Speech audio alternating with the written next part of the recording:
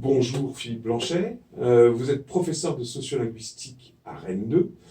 Vous êtes l'inventeur du terme de glottophobie.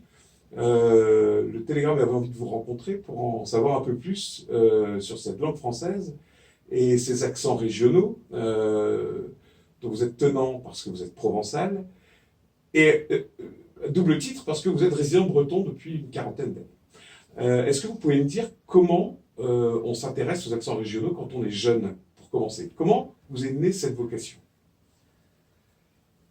Eh bien, je pense que c'est d'abord une prise de conscience de comment on parlait dans mon milieu familial, puisque comme vous l'avez dit, je suis provençal d'origine en tout cas. J'ai grandi dans une famille de la région Marseille-Aix-Toulon, où on parlait aussi, et on parle d'ailleurs toujours une langue régionale qui est le provençal, et puis une langue de l'immigration qui est l'italien, et un français bien particulier qui est bien connu, que les gens appellent l'accent marseillais. Et donc, prise de conscience, voilà, tiens, on parle des langues différentes, on parle différemment des autres. Il y en avait d'autres qui parlaient français avec un accent que dans le midi on appelle l'accent pointu, ça veut dire l'accent prétentieux, hein. Voilà, les Parisiens, enfin bon, voilà. Et donc, un éveil petit à petit dans un milieu plurilingue, en fin de compte. Voilà, c'est là que m'est venue l'idée. Et puis, il y a eu progressivement la prise de conscience que le fait qu'on ne parle pas tous pareil était perçu aussi comme un problème, qu'il y avait des gens, et notamment l'école, qui essayaient de nous empêcher de parler nos langues, de nous obliger à parler exclusivement le français, et qui voulaient nous obliger à parler le français d'une certaine façon, avec un certain accent, en considérant qu'il était meilleur que le nôtre. Et donc, cette prise de conscience s'est faite au cours de ma jeunesse, je crois. Et puis après, j'ai fait des études de langue à l'université, et je me suis spécialisé là-dessus parce que j'ai essayé de comprendre ça. J'en ai fait ma thèse de doctorat, et puis je suis devenu universitaire, et j'en ai fait mon sujet de recherche principal, comprendre comment marchent vraiment les langues dans la vie, par exemple la langue française, c'est-à-dire qu'en fait, compte, elles sont extrêmement diversifiées, souvent parlées par des gens qui ont d'autres langues que le français à côté, et qu'est-ce qui fait qu'il peut y avoir parfois des tensions entre certains projets politiques qui essayent d'uniformiser linguistiquement des populations, par exemple en France, et puis la réalité des pratiques des langues qui sont tout le contraire de l'uniformité. La façon dont vous parlez du provençal et de vos grands-parents qui sont assujettis à l'apprentissage obligatoire, un peu en marche forcée de la langue française académique, on va dire ça comme ça, fait penser à l'histoire bretonne de Père Jacques Elias et des instituteurs. Est-ce que vous pensez que pour qu'un État vive dans une sorte d'unité, vous dites uniformité, vous, la langue académique est une absolue nécessité ou pas du tout? Alors, je pense évidemment que non, tout simplement parce qu'on a énormément d'exemples d'autres États que la langue française, un peu partout dans le monde, qui fonctionnent et qui fonctionnent au moins aussi bien que l'État français, en assumant complètement leur diversité linguistique, leur plurilinguisme, le fait qu'il y ait plusieurs langues dans la communauté de ce pays-là, et le fait que, y compris, on puisse parler la même langue avec des façons différentes de la parler. Donc on sait très bien que ça peut marcher autrement, hein. On n'a absolument ni besoin d'avoir une seule langue exclusive, ni une seule façon de parler cette langue-là pour que ça marche. Et les gens en font la preuve tous les jours. Vous avez développé, après plusieurs années de travail, etc., ce terme de glottophobie, hein. En gros, pour résumer, c'est une discrimination, on va y revenir longuement, due soit à la langue maternelle qui n'est pas acceptée en France, mais aussi aux accents régionaux qui empêchent des gens d'accéder à des fonctions, des postes ou des concours. Est-ce que vous pouvez me dire comment vous avez perçu cette discrimination par la langue au fil du temps? Alors, je dirais qu'il y a deux étapes. Il y a d'abord, et c'est souvent le cas dans les projets de recherche en sciences humaines et sociales, il y a quelque chose qui est de l'ordre d'un déclencheur individuel, personnel. J'ai une collègue qui dit qu'une recherche en humaine et sociale part souvent d'un geste d'indignation.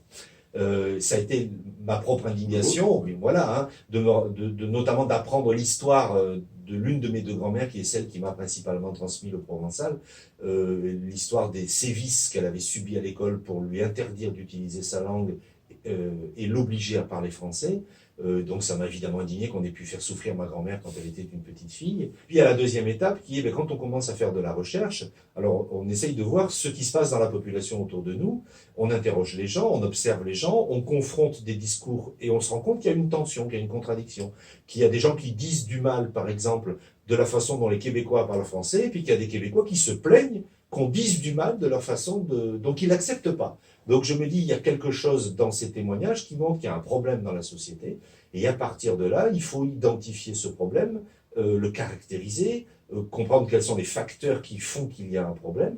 Et du coup, avec une vraie démarche méthodique, hein, c'est pas une démarche exclusivement militante ou une démarche, on va dire, seulement empirique. Ouais. Il y a des outils de travail, il y a une vraie méthode.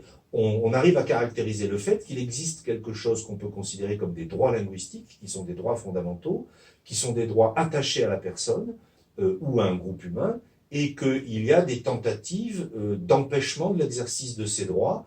J'ai été celui qui, dans notre équipe, a eu l'idée de ce terme glottophobie, fondé sur le préfixe glotto, comme dans polyglotte, ou etc., hein, qui est d'ailleurs très utilisé en italien, et comme moi je suis aussi de culture italienne, par exemple en italien, pour dire didactique des langues, on dit glottodidactica. Vous voyez, Ouais. on a l'habitude d'utiliser ce préfixe, que d'autres chercheurs d'ailleurs avaient utilisé aussi, hein. Phobie, glottophobie, comme dans justement xénophobie, homophobie, etc., pour bien faire sortir ce problème du champ linguistique et montrer que c'était un vrai problème sociopolitique. Des gens vous faisaient l'objection en disant oui, mais le gars qui est noir, pardon de mettre les pieds dans le plat, sera noir toute sa vie. Celui qui parle coréen, il peut quand même s'intégrer en parlant français. Vous dites-vous qu'il n'y a pas de différence nécessaire, qu'on garde finalement une identité forte entre la langue et la couleur de peau, finalement, les choses se ressemblent. Oui, c'est-à-dire qu'il s'agit d'attributs de la personne. Alors bien sûr, effectivement, on objecte souvent, oui, mais quelqu'un qui a la peau d'une certaine couleur, il ne peut pas changer de couleur de peau. Quoique, hélas, on sait qu'il y a même on a même tellement discriminé les gens en fonction de la couleur de leur peau, qu'il y a même des gens qui ont essayé de changer la couleur de leur peau, hein, d'éclaircir leur peau parce que quand elle était foncée, on les discriminait pour ça, etc. Ou de raidir leurs cheveux, ou de changer la couleur de leurs yeux. Enfin, ça peut aller loin, hein, la violence contre ce que sont les gens et ce que ça provoque, la souffrance et les réactions que ça provoque. Mais une langue, une façon de parler, c'est constitutif de la personne. C'est ça qu'on a voulu aussi démontrer, pour bien montrer qu'il s'agissait d'une discrimination des personnes. C'est que votre histoire, votre éducation, comment vous avez grandi, comment vous êtes venu au monde, on va dire au sens large, hein, d'entrer dans le monde, ça se fait aussi en langue, et que c'est ça qui a construit qui vous êtes. Ben, la question linguistique, elle entre dans ce champ des discriminations au même titre que les autres. Et je dis souvent, bien sûr, il y a quelque chose d'une grande violence à rejeter quelqu'un pour la couleur de sa peau à l'entrée d'un lieu, par exemple, hein, et je comprends très bien ça. Mais simplement, quand une personne est rejetée pour un motif injuste et arbitraire, il n'y a pas de hiérarchie entre les discriminations. La personne est rejetée pour une raison injuste et arbitraire. Et souvent d'ailleurs, les motifs de discrimination se cumulent. C'est-à-dire que c'est les mêmes personnes qui sont discriminées pour des raisons d'apparence physique, de langue ou de façon de parler, de religion, de milieu social, etc. C'est les mêmes personnes chez qui on va concentrer les prétextes injustes et arbitraires d'exclusion. Vous avez réussi à faire entrer la glottophobie dans la liste légale, pénale, des discriminations. Est-ce que vous pouvez raconter comment ça s'est passé, comment vous avez intégré ça à l'article C225 du Code pénal, hein, c'est ça? Oui, c'est ça. Alors, c'est pas moi qui l'ai fait, hein. Je pense que les travaux et la publicité qui a été faite autour de mes travaux a contribué, on va dire ça comme ça. Et donc les médias s'en sont emparés, alors d'ailleurs beaucoup plus sur la question des façons de parler français que sur le droit à parler d'autres langues. Ouais. Les accents. Sur les accents. Voilà. Sur les accents, on va y revenir. D'une certaine façon, c'est un peu réducteur, mais bon, c'est déjà très bien. Et du coup, comme il y a eu un énorme succès médiatique, et qu'en même temps, il y avait une loi de transformation du système de la justice française, des députés qui, notamment, étaient attachés au droit à parler des langues régionales, ont déposé des projets de loi pour faire entrer ça à cette occasion dans le Code pénal. Et l'un des deux projets de loi a été maintenu jusqu'au bout et a été intégré en novembre 2016, donc dans l'article 225 du Code pénal. Et là, récemment, depuis 2 mois, un député a déposé un projet de loi pour rajouter le motif de l'accent dans les discriminations interdites. C'est un député de l'Hérault, Christophe Euzet, pour le nommer, parce que c'est très bien qu'il fasse ce travail. Et là, par contre, il m'a intégré dans la boucle, j'ai été auditionné par la commission des lois, il m'a fait lire son projet, je lui ai donné mon avis sur son projet, il en a parlé aux médias qui m'ont interrogé sur son projet, et donc on est en train d'avancer, et moi je suis très heureux que le travail que nous faisons à l'université, reste, surtout quand on travaille en socio-linguistique, ne reste pas dans l'université, mais aille dans la société. Je vais fustiger notre profession parce que vous la citez, je crois, parfois Oui. dans les motifs de glottophobie dus aux accents, on va dire régionaux, Oui. parlons Mhm. simplement, et ces écoles de journalisme qui disent à l'individu de Toulouse, qui marque fortement son territoire dans sa parole, et c'est très bien, tu feras le rugby. Vous avez eu plusieurs exemples comme ça. Oui. Est-ce que vous pensez que la presse devrait au contraire s'emparer de l'inverse en disant valorisons les accents régionaux, les accents venus d'ailleurs, pour donner une autre uniformité ou une désuniformité à la langue française? Oui, alors effectivement, parmi les milieux sociaux et professionnels qui sont les plus fortement concernés par les discriminations linguistiques en général et aux accents en particulier, c'est-à-dire aux variations du français, il y a le milieu de la presse audiovisuelle. Et j'ai effectivement beaucoup de témoignages de journalistes qui m'ont raconté que quand ils étaient dans les écoles de journalisme, on leur a dit avec l'accent que tu as, tu feras de la presse écrite, ou si tu fais de l'audiovisuel, effectivement, tu feras le rugby, le foot à Marseille ou la météo. Bon, voilà.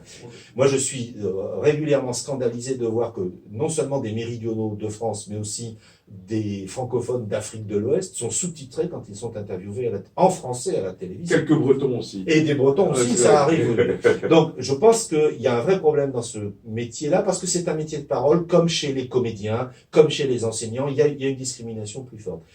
Le simple fait que dans les radios, à la télé, on n'entende que des gens parler avec ce français prétendu neutre, qui en fin de compte est la prononciation du français de la bourgeoisie parisienne au départ en tout cas, que même sur des radios locales, France Bleu, Méditerranée, France Bleu, Brésisel, etc., vous entendez que des gens parler, entre guillemets, sans l'accent local, ça pose un vrai problème parce que ça donne à la population en général et aux jeunes en particulier, d'une part, un modèle vers lequel se conformer, et ça renforce dans la tête des gens l'idée que avoir un accent régional ou social d'ailleurs, parce que ça peut être l'accent d'une banlieue de la ville par rapport au centre-ville, c'est illégitime, que c'est pas bien. Et donc je pense que les médias nous rendraient un très grand service, les médias audiovisuels, s'ils finissaient par accepter l'idée que la population, parlons de la France, mais on pourrait élargir, la population française, elle est diverse y compris dans ses façons de parler, que l'unité c'est justement d'être ensemble quand on est différent. Sur les accents locaux, régionaux, c'est pas possible de les compter, en fait. Non. Il y a des gens qui les comptent. Il y a des gens qui ont dit il y a tant d'accents. Vous dites que l'accent, l'accentuation, c'est une façon, en fait, qui n'appartient qu'à soi, ou presque. Oui, alors d'abord, il faudrait bien expliquer ce qu'on veut dire par accent, parce que finalement, c'est un mot général que les gens utilisent avec des sens sans doute divers. Accent, pour moi en tout cas, y compris parce que je suis linguiste, c'est synonyme de prononciation. Un accent, c'est une façon de prononcer une langue qui est réputée être un accent parce qu'elle est identifiée comme différente d'une autre. Donc on a un accent seulement par rapport à une autre prononciation. Vous n'avez un accent méridional que par rapport aux gens qui ne sont pas méridionaux. Parce qu'il y a des gens qui prononcent un français non méridional. Aux Parisiens. Aux Parisiens notamment. Bien sûr, qui servent les Parisiens des classes dominantes, parce qu'ils servent de modèle linguistique. Mais on ne peut pas compter les accents, parce qu'évidemment, il y a des accents collectifs, il y a des façons collectives de prononcer, par exemple, le français, qui est souvent le résultat du contact avec la langue première de la population. Si les Bretons de Basse-Bretagne ont ce qu'on appelle l'accent brestois ou l'accent breton, c'est parce qu'ils colorent le français en utilisant le breton. Si les Provençaux ou les Catalans ou les Gascons parlent français avec cet accent-là, c'est parce qu'ils ont coloré le français avec leur autre langue, et c'est normal, puisque le français n'est pas, historiquement en tout cas, leur première langue. Mais chacun de nous, on a un parcours individuel. On est entouré de gens divers qui prononcent différemment le français. On va changer de ville, on va aller faire des études ailleurs, on va partir en vacances ailleurs, on va aller vivre ailleurs, comme moi qui suis venu vivre en Bretagne. Et évidemment, ça va transformer votre prononciation. Ce qui fait qu'au final, on peut pas compter les accents parce que, d'abord, dans une zone précise, bien sûr, il y a des façons, disons, largement partagées de prononcer, mais il y a aussi plein de gens qui vont prononcer un peu ou même très différemment. Et puis parce que les gens se baladent, les humains sont mobiles, et que du coup, à la rigueur, on pourrait presque dire, en exagérant un tout petit peu, qu'il y a autant d'accents que de personnes. Selon vous, donc, les préconisations pour le futur, ce serait de laisser les gens parler en gros comme ils veulent, et qu'on finira toujours par se comprendre. et au contraire d'encourager cette diversité, si je comprends bien. Oui, l'idée, alors, d'abord, l'idée fondamentale, c'est que nous avons des droits linguistiques qui sont d'ailleurs garantis juridiquement et que on ne peut pas opposer aux droits linguistiques quelque chose qui serait une forme de dictature linguistique. Hein, voilà. Donc, les gens ont le droit d'utiliser leur langue, quelle qu'elle soit, et qu'on doit respecter ce droit-là. Que les gens ont le droit de parler à leur façon et qu'on doit respecter ce droit-là. Il ne faut pas croire que ça va être ce qu'on pourrait appeler une forme de balkanisation linguistique, parce qu'évidemment, les humains ont à la fois besoin de se différencier les uns des autres, mais ils ont aussi besoin de vivre les uns avec les autres. Il y a une espèce d'équilibre qui s'installe, ce qui explique que la plupart des langues du monde pour lesquelles il n'y a pas de normes prescriptives, où on ne dit pas aux gens il faut parler comme ça, il ne faut pas parler autrement, les gens se comprennent quand même. Alors je parle plutôt d'hospitalité langagière. Je dis on doit accueillir la parole des autres. Ils ont le droit de parler leur langue, ils ont le droit de parler comme ils veulent. Nous sommes nous nous reconnaissons comme êtres humains et nous allons nous accueillir mutuellement comme des êtres humains qui essayons de se comprendre et de faire des choses ensemble. Ça, c'est l'idéal d'une société dans laquelle il n'y aurait pas de rejet des autres parce qu'ils sont différents. Évidemment, le monde humain est plus compliqué que ça, et les humains n'ont pas que des qualités, ils ont aussi des défauts, donc ça marche pas aussi bien que ça. Mais l'idée, c'est plutôt ça. L'idée, c'est l'idée de la bienveillance, l'idée de l'hospitalité, de l'accueil de la parole de l'autre. Ce qui compte, c'est pas la forme de nos propos, c'est pas la façon dont on prononce, c'est pas les mots qu'on emploie, c'est la relation qu'on veut créer entre nous, une relation si possible sympathique, positive, d'entraide, de solidarité, de reconnaissance de notre humanité mutuelle, et puis le projet de quelque chose qu'on a à se dire et à faire ensemble. C'est ça qui compte. Un mot en provençal peut-être. Comment on dit par exemple, je sais pas, je suis abonné au Télégramme de Brest. M'agrada belle de vous dire à quoi que si ou abonné au Télégramme de Brest, mai vertadièrement, si ou pas abonné au Télégramme de Brest, mais il y a une journée où que m'agrada bien.